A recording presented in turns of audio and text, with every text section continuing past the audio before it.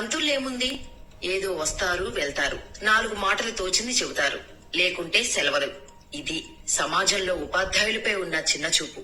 కానీ దానికి భిన్నం మా వృత్తి అంటున్నారు ఉపాధ్యాయులు.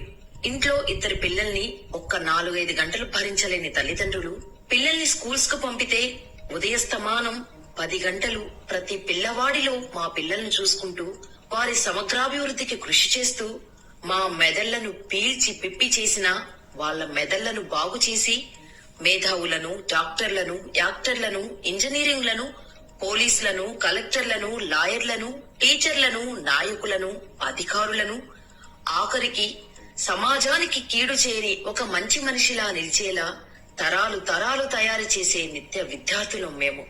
మా పనులు శారీరకంగా అలసినట్టు కనిపించేవి కావు, చెమటను సాక్ష్యంగా చూపడానికి. మా పనులు బురదలోనో కార్ఖానాలోనో చేసేవి కావు, బట్టల కంటిన మురికిని చూపడానికి. మా పనులు మూసలు కావు, మోసాలు కావు. ఏ రోజుకా రోజు కొత్తే, పిల్లాడికి కొత్తే. ఏ రోజుకా రోజు సమస్యలు కొత్తే. మా వనరులు పిల్లలు మాత్రమే. మా పని చదువొక్కటే కాదు, జీవితాలు తీర్చిదిద్దటం కూడా. ఏ రోజుకు ఆ రోజో, నెలకో, ఏడాదికో ఫలితాన్ని చూపే కూలీలమో, రైతులమో, అధికారులమో కాదు సుమా. తరాన్ని తయారు చేస్తూ పోతాం.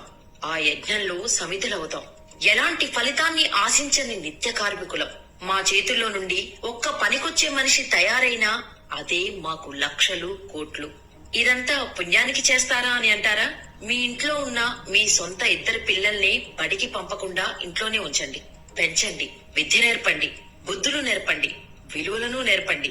గొప్ప మేధావిని చేయండి, గొప్ప అధికారిని, కనీసం ఒక సమాజానికి పనికొచ్చే వ్యక్తినో, ఆఖరికి సమాజాన్ని గాడిలో పెట్టే సాధువునో, సన్యాసినో చేయండి. అప్పుడు ఒక గురువు గుర్తుకొస్తాడు. అప్పుడే ఒక ఉపాధ్యాయుడు గుర్తుకొస్తాడు.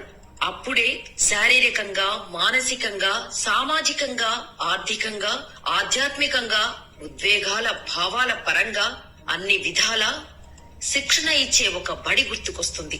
ఎందుకండి కూర్చున్న కొమ్మను నరుకుతారు?